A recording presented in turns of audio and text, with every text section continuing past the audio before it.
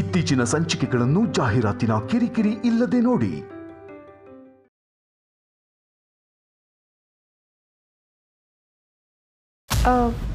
ನಿನ್ನ ಬಗ್ಗೆ ಏನಾದರೂ ದೀಪೇಶ್ವರಿ ಹತ್ರ ಕೇಳಬೇಕಿತ್ತಾ? ನಾನು ವಿಚಾರಿಸ್ಲಾ? ಅಯ್ಯೋ, ನನ್ನ ಬಗ್ಗೆ ವಿಚಾರಿಸು ಅಂತ ನಾನೇನು ಕೇಳ್ತಿಲ್ಲ. ಆದರೆ ಏನು? ಆ ಶತಶೃಂಗನ ಬಗ್ಗೆ ಒಂದ್ಸಲ ವಿಚಾರಿಸು.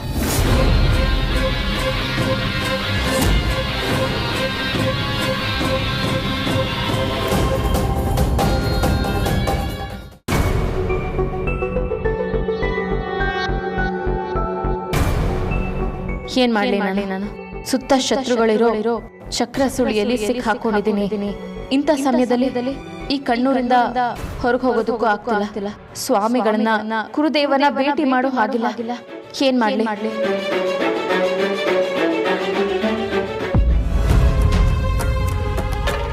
ಓಂ ವಾಸುದೇವಾಯ ವಿದ್ಮಹೆ ಪದ್ಮಹಸ್ತಾಯ ಧೀಮಹಿ ತನ್ನೋ ವಾಸುಕಿ ಪ್ರಚೋದಯಾತ್.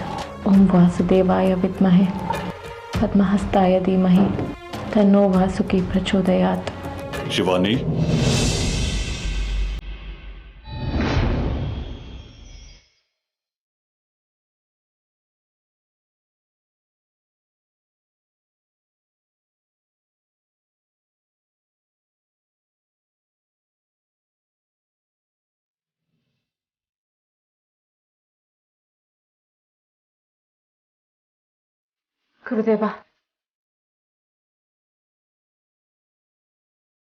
ಗುರುದೇವ, ನಾನೊಂದು ದೊಡ್ಡ ಸಮಸ್ಯೆಗೆ ಸಿಕ್ಕಾಕೊಂಡಿದ್ದೇನೆ. ನಾನು ನಾಗಿಣಿ ಅನ್ನೋ ಸತ್ಯ ಹೇಳಬೇಕಾಗಿರೋ ಪರಿಸ್ಥಿತಿ ಬಂದಿದೆ. ಆದರೆ ಕಣ್ಣೂರಿನ ಜನಕ್ಕೆ ನಾಗಗಳು ಅಂದ್ರೇ ದ್ವೇಷ. ಒಂದು ವೇಳೆ ನಾನು ನಾಗಿಣಿ ಅಂತ ಗೊತ್ತಾದರೆ ಅವ್ರು ಯಾರೂ ನನ್ನ ಜೀವ ಸಹಿತ ಉಳಿಸೋದಿಲ್ಲ. ಆದರೆ ಪಾಪ ಸಹಸ್ರ, ಅವಳು ತುಂಬ ಒಳ್ಳೆಯವಳು. ಅವಳ ಹತ್ರ ನಾನು ಎಲ್ಲ ಸತ್ಯನೂ ಹೇಳ್ಕೊಂಬಿಡ್ಲಾ? ಯಾಕಂದರೆ ಊರ ಜನ ಎಲ್ಲ ಕಣ್ಣಮ್ಮನ ಕಣ್ಣು ಅಂತ ನಂಬ್ಕೊಂಡಿರೋ ನಮ್ಮ ನಾಗಮಣಿ ಈ ಊರಲ್ಲೇ ಇದೆ. ಆದಿಶೇಷನ ಮಾನವರೂಪಿ ತ್ರಿಶೂಲ್ ಕೂಡ ಇಲ್ಲೆಲ್ಲೋ ಇದ್ದಾನೆ ಅನಿಸ್ತಿದೆ. ಇದೆಲ್ಲದಕ್ಕೂ ಒಂದು ಪರಿಹಾರ ಸಿಗಬೇಕು ಅಂದರೆ ನಾನೆಲ್ಲ ಸತ್ಯನೂ ಸಹಸ್ರ ಹತ್ರ ಹೇಳ್ಕೋಬೇಕು ಅಂತ ಅನ್ನಿಸ್ತಾ ಇದೆ ಗುರುದೇವ. ಬೇಡ ಶಿವಾನಿ, ಪರಿಸ್ಥಿತಿಯ ಕೈಗೊಂಬೆ ನೀನು ಯಾರು ಅನ್ನೋ ಸತ್ಯ ನಿನ್ನ ಬಾಯಿಂದ ತಿಳಿದರೆ ನಿನಗೆ ಅಪಾಯ ಶತಸಿದ್ಧ.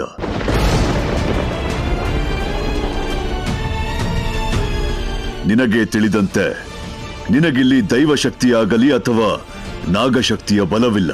ಕಣ್ಣೂರಿಗೆ ಮಾದಲಮ್ಮನ ಶಾಪವಿದೆ. ಆದ್ದರಿಂದ ಇಲ್ಲಿ ಕೇವಲ ನಿನಗೆ ದೇವರು ಕೊಟ್ಟಿರೋ ಮೇಧಾಶಕ್ತಿಯನ್ನು ಮಾತ್ರ ಬಳಸಬೇಕು.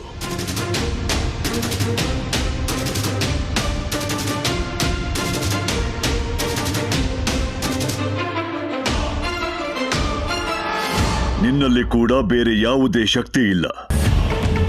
ನಿನ್ನ ಬುದ್ಧಿಶಕ್ತಿಯಿಂದ ಮಾತ್ರ ನೀನು ಈ ಸಮಸ್ಯೆಯಿಂದ ಹೊರಗಡೆ ಬರಬಹುದು. ಬೇರೆ ಯಾವ ದಾರಿಯೂ ನಿನಗಿಲ್ಲ.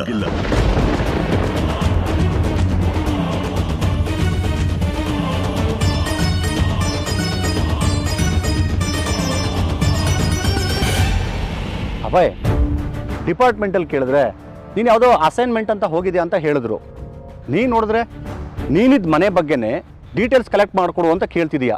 ಏನು ಸಮಾಚಾರ? ಸಾರಿ ಕಣೋ, ನಿನ್ನ ಹತ್ರ ಒಂದು ವಿಷಯ ಹೇಳಬೇಕು. ಆದರೆ ಅದನ್ನು ಹೇಗೆ ಹೇಳಬೇಕು ಅಂತ ಗೊತ್ತಾಗ್ತಿಲ್ಲ. ಆ್ಯಕ್ಚುಲಿ ನೀನು ಬಂದು ಹೇಳೋವರೆಗೂ ನಾನು ಅದೇ ಮನೇಲಿದ್ದೆ ಅನ್ನೋ ಸತ್ಯ ನನಗೆ ಗೊತ್ತಿರಲಿಲ್ಲ.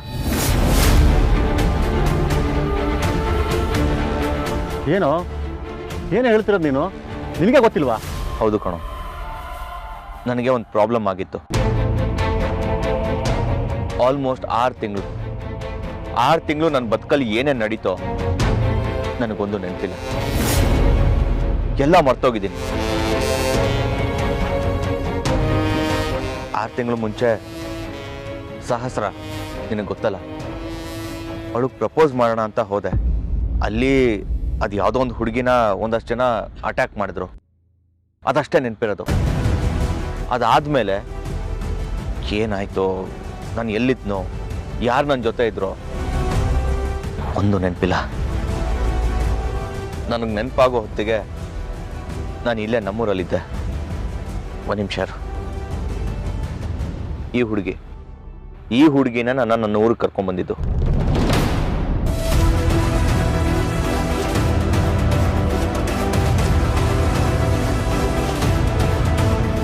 ಇಲ್ಲಿಗೆ ಬಂದಮೇಲೆ ಸಹಸ್ರ ನನಗೆ ಚಿಕಿತ್ಸೆ ಕೊಟ್ಲು. ಆದರೂ 6 ತಿಂಗಳು ಏನಾಯ್ತು ಅನ್ನೋದೇ ನೆನಪಿಲ್ಲ. ಏನು ನೀನು ಹೇಳ್ತಿದ್ದಲ್ಲ ಒಂಥರ ವಿಚಿತ್ರವಾಗಿದೆಯಲ್ಲ? ಹೌದು ಕಣೋ, ಎಲ್ಲ ವಿಚಿತ್ರವಾಗಿದೆ. ನನಗಂತೂ ಏನೂ ಗೊತ್ತಾಗ್ತಿಲ್ಲ. ನಿನಗೆ ತೋರಿಸಿದ್ಯಲ್ಲ ಶಿವಾನಿ, ಧನಂಜಯ್ ಅವರೆಲ್ಲ ನಮ್ಮೂರಲ್ಲೇ ಇದ್ದಾರೆ, ಈ ಊರಲ್ಲೇ. ಶಿವಾನಿ ನನ್ನ ಜೊತೆಲೇ ಇದ್ದಾಳೆ. ಹೀಗಿದ್ಮೇಲೆ ನಮ್ಮ 3 ಜನಕ್ಕೆ ಏನಾದರೂ ಸಂಬಂಧ ಇದೆಯಾ ಅಂತ ಯೋಚನೆ ಆಗ್ತಿದೆ. ಆದರೆ ಏನು ಅಂತ ಗೊತ್ತಾಗ್ತಿಲ್ಲ. ಹೌದು, ಈಗ ಏನು ಮಾಡಬೇಕು ಅಂತಿದೀಯಾ? ಅವನು ಇಲ್ಲೇ ಇದ್ದಾನೆ ಅಂತ ಅನ್ಸಿದ್ರೆ ಅವನನ್ನ ಅರೆಸ್ಟ್ ಮಾಡ್ಬೋದಲ್ವಾ? ಅದು ಸರಿ ಹೋಗಲ್ಲ. ಅವನು ಯಾರು, ಅವನ ಹಿಂದೆ ಯಾರ್ಯಾರಿದ್ದಾರೆ, ಅವನು ಈ ಊರಲ್ಲಿ ಯಾಕಿದ್ದಾನೆ, ಇದು ಯಾವುದು ಗೊತ್ತಿಲ್ಲ ನನಗೆ. ಇನ್ ಕೇಸ್ ಅವನ ಅರೆಸ್ಟ್ ಮಾಡಿದೆ ಅಂತಾನೆ ಇಟ್ಕೋ, ಏನಂತ ರೀಸನ್ ಕೊಡ್ಲಿ? ಏನು ಹೇಳಿ ಡಿಪಾರ್ಟ್ಮೆಂಟ್ಗೆ? ನೋಡ, ಗುಡ್ ಐಡಿಯಾ. ಕಾರಣ ಇದೆಯಲ್ಲ ಬಾಯ್, ಧನಂಜಯ ಅನ್ನೋನು ಮಂಗಳೂರಲ್ಲಿ ಇದ್ದಾನೆ, ಇಲ್ಲಿರೋನು ಧನಂಜಯ ಅಲ್ಲ. ಧನಂಜಯ ಅನ್ನೋ ಹೆಸರಲ್ಲಿ ಅವನು ಇಲ್ಲಿದ್ದಾನೆ. ಇಷ್ಟೇ ಸಾಕಲ್ಲ, ಅವನನ್ನು ಅರೆಸ್ಟ್ ಮಾಡಿ ಚೆನ್ನಾಗಿ ಬಾರಿಸಿದ್ರೆ ಸತ್ಯ ಏನು ಅಂತ ತಾನಾಗೆ ಹೊರಗೆ ಬರುತ್ತೆ.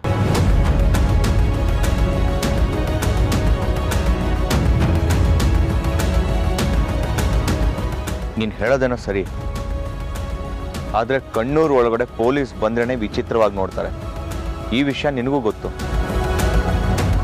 ಅಂಥದ್ರಲ್ಲಿ ಕಣ್ಣೂರು ಒಳಗೆ ಪೊಲೀಸ್ ಬಂದು ಅದರಲ್ಲೂ ಒಬ್ಬನ ಅರೆಸ್ಟ್ ಮಾಡಿದ್ರೆ ದೊಡ್ಡ ಸುದ್ದಿ ಆಗುತ್ತೆ. ಬೇಡ, ನಾನು ಇನ್ನೊಂದು ಸ್ವಲ್ಪ ಡೀಟೇಲ್ಸ್ ಕಲೆಕ್ಟ್ ಮಾಡ್ಕೋತೀನಿ. ನಾನು ನಿನಗೆ ಯಾವುದೇ ಸಮಯದಲ್ಲಿ ಬೇಕಾದ್ರೂ ಫೋನ್ ಮಾಡ್ಬೋದು. ಯಾವುದಕ್ಕೂ ನೀನು ರೆಡಿ ಇರು. ಆಮೇಲೆ ಇನ್ನೊಂದು ವಿಷಯ, ಈ ವಿಚಾರ ನಮ್ಮಿಬ್ರು ಮಧ್ಯನೇ ಇರಲಿ, ಡಿಪಾರ್ಟ್ಮೆಂಟ್ಗೆ ಗೊತ್ತಾಗೋದು ಬೇಡ.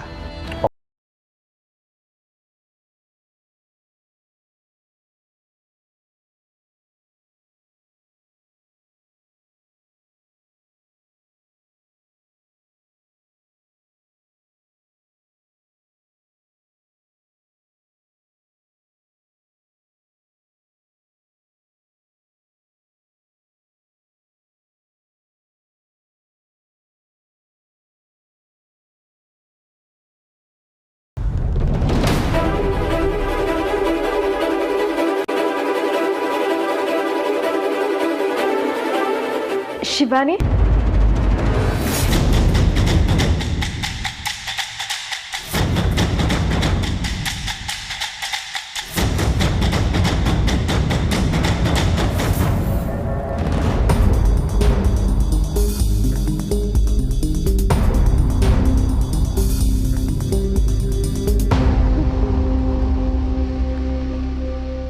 ಯಾರ ಜೊತೆ ಮಾತಾಡ್ತಾ ಇದೀಯಾ?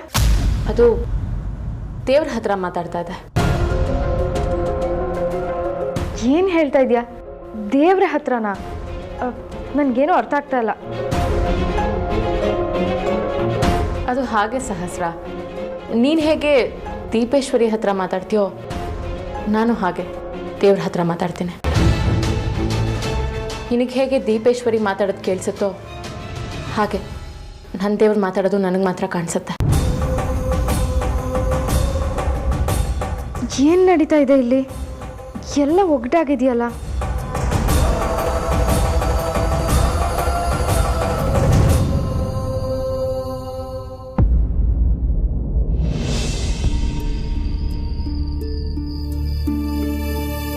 ಯಾರೀ ಶಿವಾನಿ? ಅವಳು ನನ್ನ ಜೊತೆ ಯಾಕಿದ್ದಾಳೆ? ಅವಳಿರೋ ಮನೆಯಲ್ಲಿ ನಾನು 6 ತಿಂಗಳಿದ್ದೀನಿ. ಅದೇ ಮನೆಯಲ್ಲಿ ಧನಂಜಯು ಇದ್ದಾನೆ. ಹೀಗೆ ನೋಡಿದ್ರೆ ಅವನು ಈಗ ಕಣ್ಣೂರಲ್ಲಿದ್ದಾನೆ, ನಾನು ಕಣ್ಣೂರಲ್ಲಿದ್ದೀನಿ.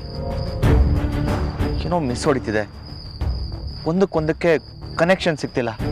ಏನು ಮಾಡಬೇಕು ಅಂತನೂ ಗೊತ್ತಾಗ್ತಿಲ್ಲ. ಏನು ಮಾಡೋದು?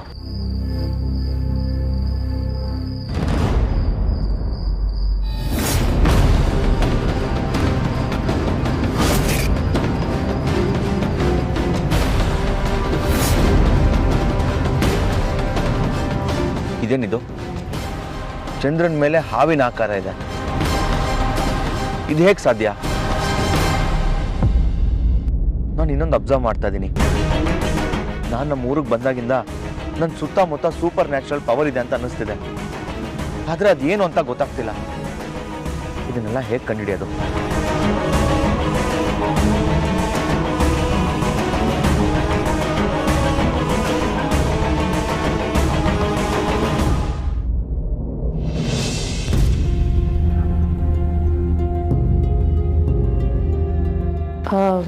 ಸಹಸ್ರ, ನನಗೊಂದು ಕುತೂಹಲ. ಯಾವುದ್ರ ಬಗ್ಗೆ? ನೀನು ನಿನ್ನ ದೀಪದ ಸಹಾಯದಿಂದ ಊರಲ್ಲಿ ಯಾರಿಗಾದ್ರೂ ಅನಾರೋಗ್ಯ ಆದರೆ ಅವ್ರಿಗೆ ಔಷಧಿ ಕೊಡ್ತೀಯಾ? ನನ್ನ ಕುತೂಹಲ ಏನು ಅಂದರೆ, ದೀಪ ಬರೀ ಔಷಧಿಗಳ ಬಗ್ಗೆ ತಿಳಿಸುತ್ತಾ ಅಥವಾ ಭೂತ ವರ್ತಮಾನ ಭವಿಷ್ಯದ ಬಗ್ಗೆ ಕೂಡ ತಿಳಿಸುತ್ತಾ? ಇದು ಬರೀ ಕಾಯಿಲೆಗೆ ಔಷಧಿ ಮಾತ್ರ ತಿಳಿಸಲ್ಲ, ಎಲ್ಲವನ್ನ ತಿಳಿಸತ್ತೆ. ಭೂತ, ವರ್ತಮಾನ, ಭವಿಷ್ಯತ್ ಕಾಲ ಕೂಡ. ಹಾಗಾದರೆ ಅಭಯ್ 6-7 ತಿಂಗಳಿಂದ ಕಾಣೆ ಆಗಿದ್ದಾಗ ಅವನು ಎಲ್ಲಿದ್ದಾನೆ ಅಂತ ನೀನು ದೀಪೇಶ್ವರಿನ ಕೇಳಿ ತಿಳ್ಕೊಬೋದಾಗಿತ್ತಲ್ವಾ? ಇಷ್ಟೆಲ್ಲ ಕಷ್ಟಪಡೋ ಬದಲು ನೀನು ಆ ಕೆಲಸ ಯಾಕೆ ಮಾಡಲಿಲ್ಲ? ಶಿವಾನಿ, ದೀಪ ನನಗೆ ದೇವರು ಕೊಟ್ಟಿರೋ ಆಶೀರ್ವಾದ. ಅದನ್ನು ಜನರು ಒಳ್ಳೇದಕ್ಕೆ ಮಾತ್ರ ಬಳಸ್ಕೋಬೇಕು. ನಾನಿದನ್ನು ನನ್ನ ಸ್ವಾರ್ಥಕ್ಕೆ ಬಳಸ್ಕೊಳ್ಳಲ್ಲ. ಈ ದೀಪ ಇರೋದು ಬೇರೆಯವರ ಉಪಕಾರಕ್ಕೆ. ಅದಕ್ಕೆ ನನ್ನ ಅಭಯ್ ಎಲ್ಲಿದ್ದಾನೆ ಅಂತ ನಾನು ಕೇಳಲಿಲ್ಲ. ಅದು ಸರಿ, ನಿನಗೆ ಇವಾಗ ಯಾಕೆ ಈ ಪ್ರಶ್ನೆ ಬಂತು? ನಿನ್ನ ಬಗ್ಗೆ ಏನಾದರೂ ದೀಪೇಶ್ವರಿ ಹತ್ರ ಕೇಳಬೇಕಿತ್ತಾ? ನಾನು ವಿಚಾರಿಸ್ಲಾ? ಅಯ್ಯೋ, ನನ್ನ ಬಗ್ಗೆ ವಿಚಾರಿಸು ಅಂತ ನಾನೇನು ಕೇಳ್ತಿಲ್ಲ. ಆದರೆ ಏನು? ಆ ಶತಶೃಂಗನ ಬಗ್ಗೆ ಒಂದ್ಸಲ ವಿಚಾರಿಸು.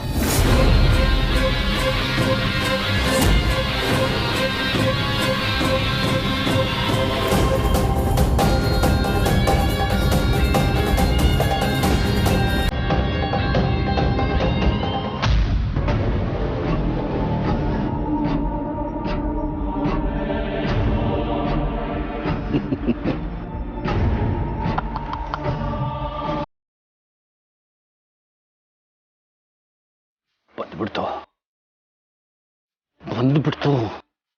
ನಾನು ಬಯಸಿದ ಆ ಕ್ಷಣ ಬಂದೇ ಬಿಡ್ತು. ಇನ್ನು ಒಂದೇ ಒಂದು ಸೂರ್ಯೋದಯ ಸಾಕು ನನ್ನ ಕನಸನ್ನ ಸಾಕಾರಗೊಳಿಸೋದಕ್ಕೆ. ಹೋದ ಜನ್ಮದಲ್ಲಿ ಆ ನಾಗಿಣಿ ನನ್ನ ಕತ್ತರಿಸಿದ್ಲು. ಈ ಜನ್ಮದಲ್ಲಿ ನನ್ನ ಕಣ್ಣು ಹೋಗೋ ಹಾಗಾಯ್ತು. ಇಲ್ಲ, ಇನ್ನು ಈ ಶತಶೃಂಗ ಸುಮ್ಮನೆ ಇರಲ್ಲ. ಆ ನಾಗಿಣಿನ ಸಾಯಿಸ್ಬಿಡ್ತೀನಿ. ನಾಳೆ ಉಸ್ತಾದಿಂದ ಆ ನಾಗಿಣಿ ಬಂಧನ ಆಗತ್ತೆ. ಅವಳಿಂದಾಗಿ ಕಣ್ಣಮ್ಮನ ಕಣ್ಣು ಯಥಾಸ್ಥಾನ ಸೇರತ್ತೆ. ಆಮೇಲೆ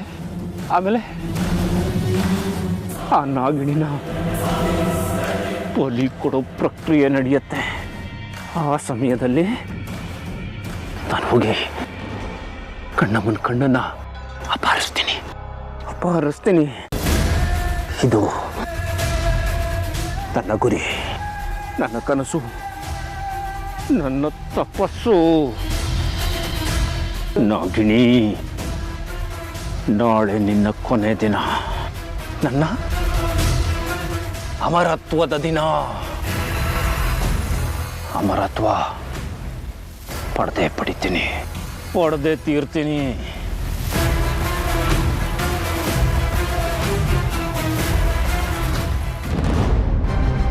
ಏನು? ಆ ಶತಶೃಂಗನ ಬಗ್ಗೆ ವಿಚಾರಿಸ್ಬೇಕಾ? ಶತಶೃಂಗನ ಬಗ್ಗೆ ಇಡೀ ಊರಲ್ಲಿರೋರು ಎಲ್ರಿಗೂ ಗೊತ್ತಿದೆ. ಹೊಸ್ದಾಗಿ ಕೇಳೋವಂಥದ್ದು ಏನೂ ಇಲ್ಲ. ಎಲ್ರಿಗೂ ಗೊತ್ತಿರೋ ಹಾಗೆ ಶತಶೃಂಗ ಓದ್ ಜನ್ಮದಲ್ಲಿ ಕಣ್ಣಮ್ಮನ ದೇವಸ್ಥಾನದ ಕಾವಲ್ಗಾರ. ನಾಗಿಣಿ ಶತಶೃಂಗನ ಕೊಂದು ಕಣ್ಣಮ್ಮನ ಕಣ್ಣನ್ನ ಅಪಹರಿಸಿದ್ಲು. ಆಮೇಲೆ ಕಣ್ಣಮ್ಮನ ಕಣ್ಣನ್ನ ಯಾರಿಗೂ ಹುಡ್ಕೋಕೆ ಆಗಲಿಲ್ಲ. ಶತಶೃಂಗನ್ ಮಗನಾಗಿ ಹುಟ್ಟಿರೋ ಅದ್ಭುತ ವ್ಯಕ್ತಿನೇ ಆ ಶತಶೃಂಗ.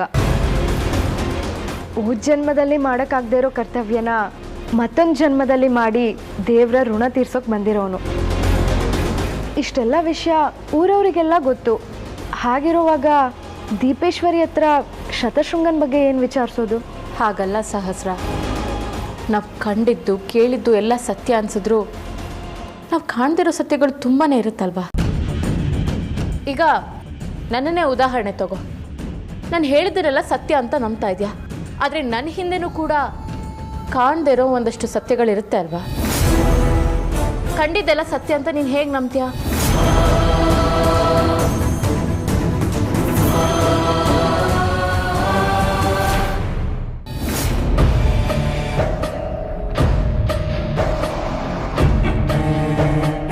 ಈ ಊರಿನವ್ರ ಪ್ರಕಾರ ಈ ಶತಶೃಂಗ ಕಣ್ಣಮ್ಮನ ಗುಡಿ ಕಾವಲುಗಾರ. ಹೋದ ಜನ್ಮದಲ್ಲಿ ನನ್ನಿಂದ ಕಣ್ಣೂರಿಗಾದ ಅಪಚಾರಕ್ಕೆ ಬೇಜಾರು ಮಾಡಿಕೊಂಡು ಮತ್ತೆ ಹುಟ್ಟು ಬಂದು ಅಮ್ಮನ ಸೇವೆ ಮಾಡ್ತಿರೋ ಮಹಾಭಕ್ತ. ಆದರೆ ಕಣ್ಣಮ್ಮನ ಕಣ್ಣನ್ನು ತಿವಿದು ತೆಗೆದಿದ್ದು ನಾಗಿಣಿ ಅಲ್ಲ, ನಾನು. ಅದಕ್ಕೆ ನನ್ನ ಹತ್ಯೆ ಆಯಿತು. ಮತ್ತೆ ಹುಟ್ಟು ಬಂದಿದ್ದು ಕಣ್ಣಮ್ಮನ ಕಣ್ಣನ್ನು ಪಡೆದು ಅಮರತ್ವ ಪಡೆಯೋಕೆ. ನಾಗಿಣಿ ನಾಕಿನಿ, ಇದು ಕಣ್ಣೂರು. ಇಲ್ಲಿ ನಾಗಗಳಿಗೆ ಪ್ರವೇಶ ಇಲ್ಲ. ಈ ಊರಲ್ಲಿ ನಾಗಗಳೇ ಇಲ್ಲ. ಈ ಊರು ಸುತ್ತ ಇರೋ ರೇಖೆನ ದಾಟಿ ನೀನು ಎಲ್ಲೂ ಹೋಗೋದಕ್ಕೆ ಸಾಧ್ಯನೇ ಇಲ್ಲ. ನಾಗಿಣಿ, ನೀನು ಒಳ್ಳೆಯವಳು ಅಂತ ಈ ಊರಿನವ್ರಿಗೆ ಯಾರಿಗೂ ಗೊತ್ತಾಗೋದಕ್ಕೆ ಸಾಧ್ಯನೇ ಇಲ್ಲ. ಯಾಕೆಂದ್ರೆ ಈ ಊರಿನವರೆಲ್ಲ ನನ್ನ ನಂಬ್ತಾರೆ. ಬದುಕಿ ಸಾಯೋವರೆಗೂ ಈ ಶತಶೃಂಗ ಒಳ್ಳೆಯವನು ಅಂತ ನಂಬ್ತಾರೆ. ನಾಗಿಣಿ, ಈ ಊರಿಗೆ ನೀನು ಶತ್ರುನೇ. ಈ ಕಣ್ಣೂರಿಗೆ ಶಾಶ್ವತವಾಗಿ ನಾಗಗಳ ಪ್ರವೇಶ ನಿಷೇಧ.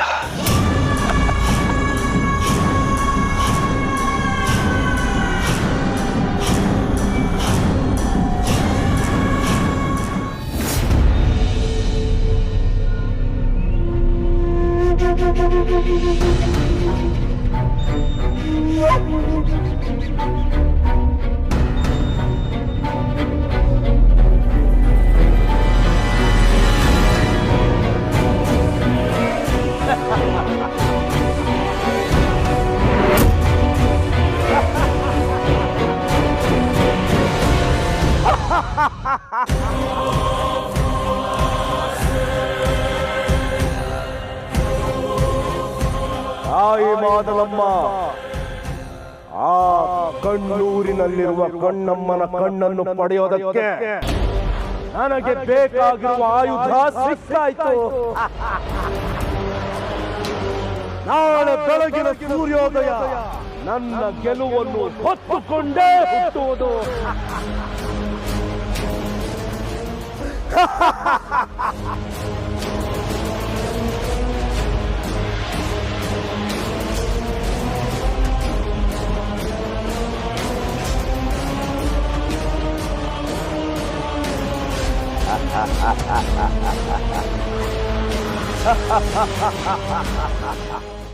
ಅದಕ್ಕೆ ಹೇಳ್ತಾ ಇರೋದು ಸಹಸ್ರ, ಆ ಶತಶೃಂಗನ ಹಿಂದೆನೋ ನೀವು ಯಾರು ಕಾಣ್ದಿರೋ ಒಂದು ಸತ್ಯ ಇರ್ಬೋದಲ್ವಾ. ಶತಶೃಂಗನ ಬಗ್ಗೆ ಏನು ಅನ್ಕೊಂಡಿದ್ಯಾ ಶಿವಾನಿ? ಅವ್ರ ಬಗ್ಗೆ ಏನಾದರೂ ದೀಪೇಶ್ವರಿ ಹತ್ರ ಹೋಗಿ ಕೇಳಿದ್ರೆ ದೀಪ ಮಾತೇ ಆಡಲ್ಲ. ಯಾಕಂದ್ರೆ ನನ್ನ ಮಗುವಾಗಿದ್ದಾಗ ಕಣ್ಣಮ್ಮನ ದೇವಸ್ಥಾನದ ಹತ್ರ ಸಿಕ್ಕಿದ್ನಂತೆ. ಆವಾಗ ನನ್ನ ಜೊತೆ ದೀಪನೂ ಇತ್ತಂತೆ. ಊರಿನ ಜನಕ್ಕೆಲ್ಲ ನಾನು ಮತ್ತೆ ದೀಪ ಕಣ್ಣಮ್ಮನ ಆಶೀರ್ವಾದ ಅಂತೆ. ಹಾಗಿದ್ದಾಗ ನಾನು ಕಣ್ಣಮ್ಮನ ಭಕ್ತನ ಮೇಲೆ ಅನುಮಾನ ಪಟ್ರೆ ಕಣ್ಣಮ್ಮಂಗೆ ಕೋಪ ಬರಲ್ವಾ? ಇಲ್ಲ ಶಿವಾನಿ, ನನಗೆ ಶತಶೃಂಗ ಅವ್ರ ಬಗ್ಗೆ ಕೇಳೋದಿಕ್ಕಾಗಲ್ಲ. ನಿನಗೆ ಅನುಮಾನ ಬಂದಿದೆ ಅನ್ನೋ ಕಾರಣಕ್ಕೆ ಅವ್ರು ಒಳ್ಳೆಯವರು ಅಂತ ಗೊತ್ತಿದ್ರು ನಾನು ಹೇಗೆ ಅವ್ರ ಬಗ್ಗೆ ಪ್ರಶ್ನೆ ಮಾಡಲಿ? ಸಹಸ್ರ, ನಾನು ಹಾಗಲ್ಲ ಹೇಳ್ತಿರೋದು. ನಿನಗೆ ನನ್ನ ಬಗ್ಗೆ ಪೂರ್ತಿಯಾಗಿ ಗೊತ್ತಿಲ್ಲ. ನನಗೆ ಕೆಲವೊಬ್ರು ಮುಖ ನೋಡಿದ್ರೆ ಏನೋ ಒಂದು ಅನಿಸುತ್ತೆ. ಅವರ ಮರಣದ ಮುನ್ಸೂಚನೆಗಳು ಗೊತ್ತಾಗುತ್ತೆ. ಅದೇ ರೀತಿ ಶತಶೃಂಗನ ಮುಖ ನೋಡಿದಾಗಲೂ ಕೂಡ ಹಾಗೆ ಅನ್ನಿಸ್ತು. ಸಹಸ್ರ, ನನಗನ್ಸೋ ಪ್ರಕಾರ ಇನ್ನೊಂದು 7-8 ದಿನಗಳಲ್ಲಿ ಆ ಶತಶೃಂಗನ ಬಲಿ ಆಗುತ್ತೆ.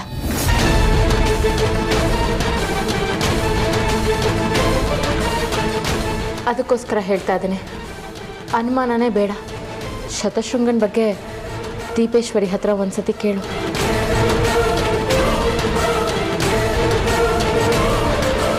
ಸರಿ, ಈ ವಿಷಯಕ್ಕಾದರೂ ಕೇಳ್ತೀನಿ. ಇವಾಗ ನೀನು ಹೋಗಿ ಮಲ್ಕೋ, ನಾನು ನಾಳೆ ಬೆಳಗ್ಗೆನೇ ಕೇಳ್ತೀನಿ. ದೀಪ ಮಾತಾಗೆ ಸತ್ಯ ಮಾತ್ರ ಹೇಳ್ತಾಳೆ. ಎಲ್ಲವೂ ಶುಭ ಅಂತ. ಶಿವಾನಿ, ಹೋಗಿ ಮಲ್ಕೋ.